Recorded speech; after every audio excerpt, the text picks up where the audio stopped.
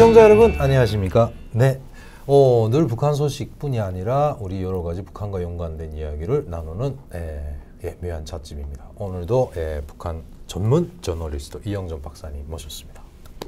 안녕하십니까? 네. 네. 늘 보지만 반갑습니다. 네. 자, 이거 일단 뭐 이게 조금 오래됐나요? 그래도 이게 그 우리 서해상에서 있었던 네. 사건이죠. 그렇죠. 예, 공무원 월북 우도 못 찾아 이거가 다시 화두에 올랐나요? 예, 이게 뭐 2년 가까이 만에 다시 이제 재조명되고 있다. 진실이 다시 드러나고 있다. 이런 거죠. 지난 16일이었습니다. 네네. 인천해양경찰서가 언론 브리핑을 열고요. 2년 전, 그러니까 2020년 9월 22일 북측 수역으로 표류에 갔다가 네. 북한군의 총격을 받고 사망한 네. 해수부 공무원이었죠. 네. 이모 씨인데 네. 이분이 이제 당시 47살이고 가족도 있고 부인도 그러니까요. 있으시고 이제 고등학교 다니던 자녀도 있고 이런데 어쨌든 북한군의 총격을 받아서 사망을 했어요. 이 상황을 우리 군 또 뭐 한미 연합으로 이제 다 네. 감청을 할 수 있으니까 가까운 네. 지역에 생생하게 이제 이 내용을 우리 쪽에서 포착을 했고 그 포착한 내용을 토대로 해서 보면 어쨌든 이분이 북측 수역으로 오랜 시간 좀 9월이면 그래도 바닷물이 차가울 때거든요. 그렇죠, 9월 왔으니까 기진맥진에 간 상태인데 북한군이 그걸 발견하고 AK 소총 10발로 네. 사격을 가해서 숨지게 한 뒤에 거기에 다시 뭐 휘발유 석유를 끼얹어서 불을 질러서 불태워버렸다. 뭐 정말 엽기적인 일이었죠. 근데 그 당시에 이제 이런 부분과 관련해서 군의 첫 발표가 있고 나서 국민적 공분이 일고 이랬었는데 그렇죠. 당시에 문재인 정부가 그거를 이제 월북한 거다. 그리고 뭐 이 사람이 도박을 해서 빚이 있었다. 뭐 또 그 뭐 여러 가지 슬리퍼를 뭐 이렇게 놓고 신발을 놓고 간 거 보면 뭐 어땠다 뭐 이런 식으로 해가지고 마치 월북을 하려다가 북한에 의해서 총격을 받은 것처럼 이렇게 해가지고 서둘러 이 일을 그냥 덮어버렸죠. 그러니까 사건이 있고 나서 엿새 만에 브리핑을 해가지고 그냥 그렇게 종결을 해버린 건데 이번에 이제 윤석열 정부 들어와가지고 이 부분이 뒤집혀 가는 겁니다. 다시 재조명을 네. 하고. 이게 말이 안, 좀 상식적으로 생각을 해도 네. 되게 그 미스터리했거든요. 네. 이게 있을 뻔 같지 그런 일이 아닌 것 같은데 왜 이렇게 아니 설사고 도박에 빚이 있고 뭐 하고 했다 한들 그렇게 월북을 그 일단 근거리에서 그 북한군하고 이야기는 할 수가 있었을 거 아니에요. 네. 그 이번에도 이제 나타난 것들이 이런 거죠. 당시에 그 같이 그 이 해양 해수부 그 지도 선박에 타고 있던 동료들 아유 그 월북할 그런 근거가 없다. 그죠. 그리고 만약에 이분이 진짜 북한으로 가려고 했으면 거기에 있는 그 이 헤엄 스임 슈트 헤엄칠 때 입는 이제 체온을 이렇게 보호할 수 있는 슈트나 이런 거를 입고 바다에 들어가서 넘어갔을 거다. 왜냐하면 체온이나 이런 걸 바다를 너무 잘 아는 분이니까. 그런데 그냥 갔단 말이에요. 그런 정황들을 고려해서 조사 과정에서도 그 동료들이 월북했을 이유가 없다. 이렇게 얘기를 했는데 청와대 당시 문재인 정부 청와대의 이제 지시 이런 것들을 받은 다음에 해경이나 이제 군 당국에서 입장을 바꾼 거죠. 그래서 이제 월북한 것 같다는 이런 부분을 좀 부각을 시키고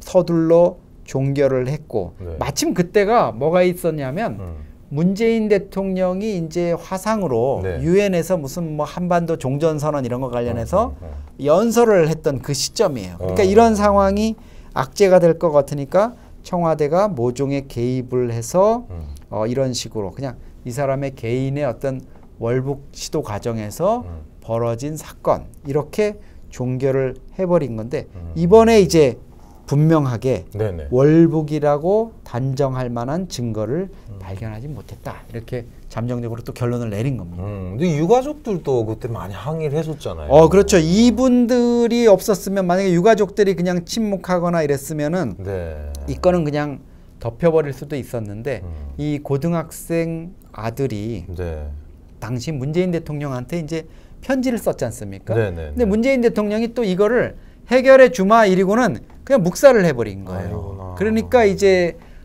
이 아들이 너무 고통스러워. 이번에 이제 나타난 걸로 뭐 엄마하고 같이 극단적인 선택을 할 생각까지도 했었다. 예. 아버지를 월북자로 이렇게 만들어서 온 가족이 풍비박산 났다. 월북자의 자식도 가족으로 내몰리는 게 그렇죠. 얼마나 큰 고통인 줄 아느냐. 뭐 이렇게 됐고 결국은 이제 문재인 대통령이 끝까지 이거를 외면하고 이러면서 지난 대선 과정에서 윤석열 대통령한테 이제 이 가족들 또 아들 지금은 이제 공무원 준비를 한다 그러죠. 네. 탄원을 이제 한 겁니다. 그래서 윤석열 대통령이 내가 이거는 진실을 밝혀주마 하고 네. 약속을 했고 네. 이번에 이제 그 이행을 한 거죠. 그래서 이 유가족들이 지금 문재인 대통령과 그 당시에 청와대 안보실 또 이 관계자들을 이제 고소를 하겠다 이런 입장을 밝히고 있는 이런 상황입니다. 그 여러 가지 하나씩 또 표면화되고 있네요. 일단. 그렇죠. 그래서 이 건 관련해서 지금 이제 이게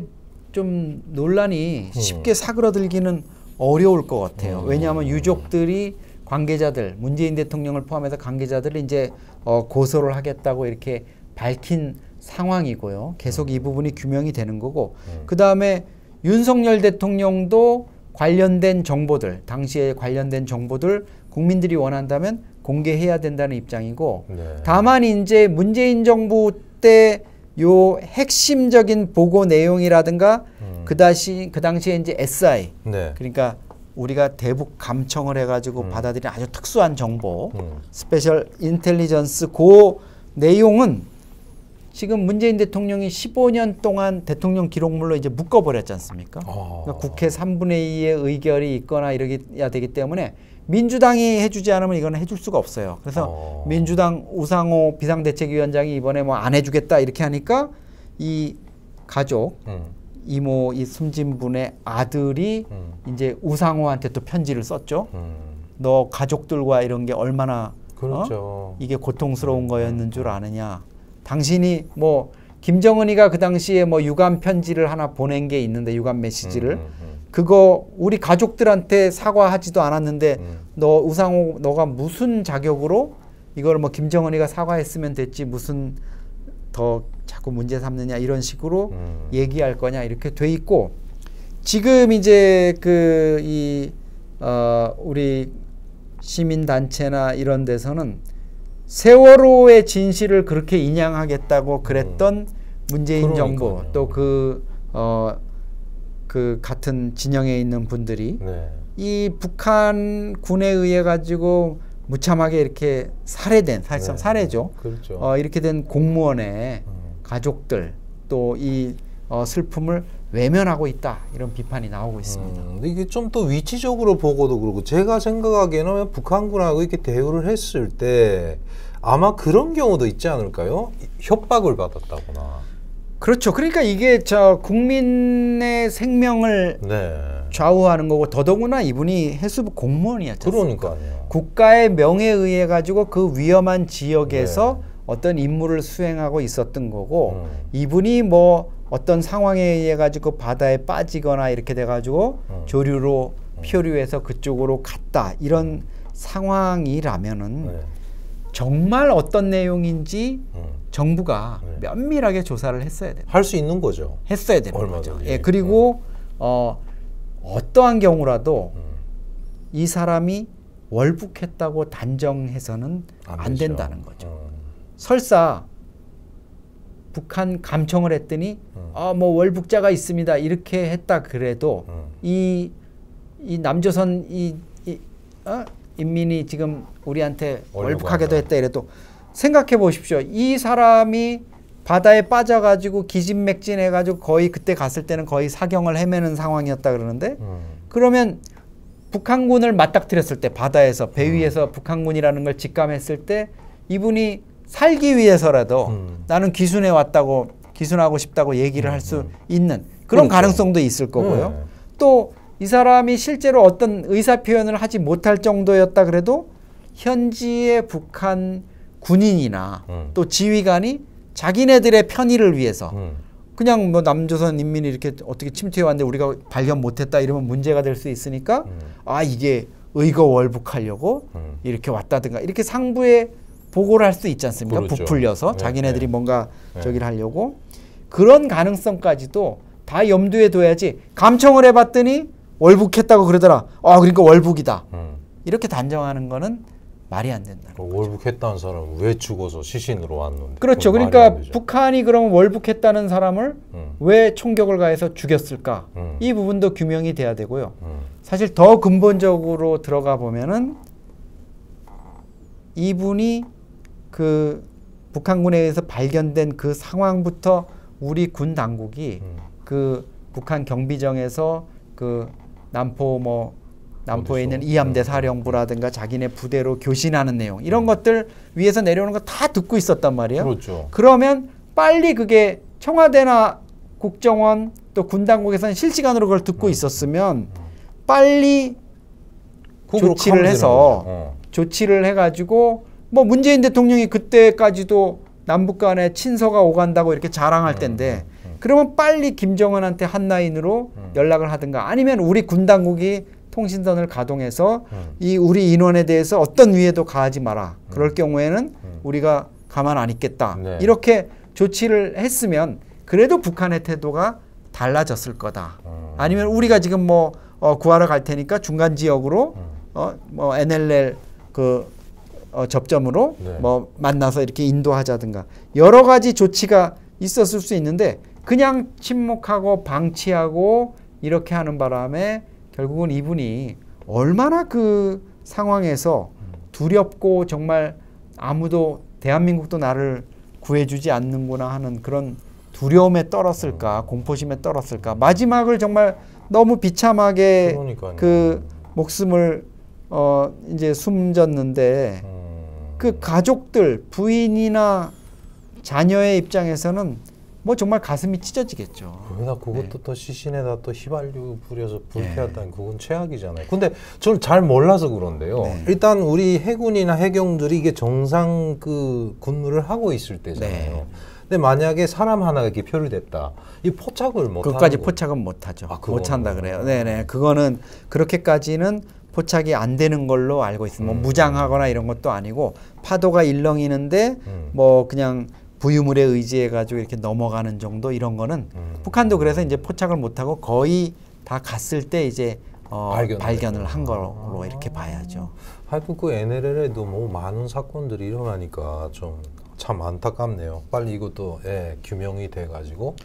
네, 그래서 어쨌든 뭐 문재인 전 대통령과 그 이제 더불어민주당 입장에서는 상당히 지금 곤혹스러운 입장에 처했다. 네, 왜냐하면 네. 이게 좀 뜻밖의 일격이에요. 그러네요. 예를 들어서 뭐 이재명 관련한 비리라든가 비리 의혹 중에 뭐가 벌쳐진다든가 아니면 뭐 그 김정숙 여사 옷값 관련한 부분이 특활비 뭐 이런 게 불거진다든가 이런 거가 혹시 나오지 않을까 예상을 했었는데 네. 이 부분이 지금 불거지면서 네. 지금 민주당 입장도 상당히 곤혹스러운 것 같고요.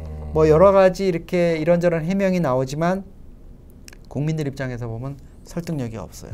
일단 여기 보니까 뭐 판결도 나왔네요. 1심에서 전국조선행고 제기에 1심에서 일부 승소했다. 이건 뭡니까? 이거는 이제 해경의 자진 월북 발표 네. 이거에 반발을 해서 네.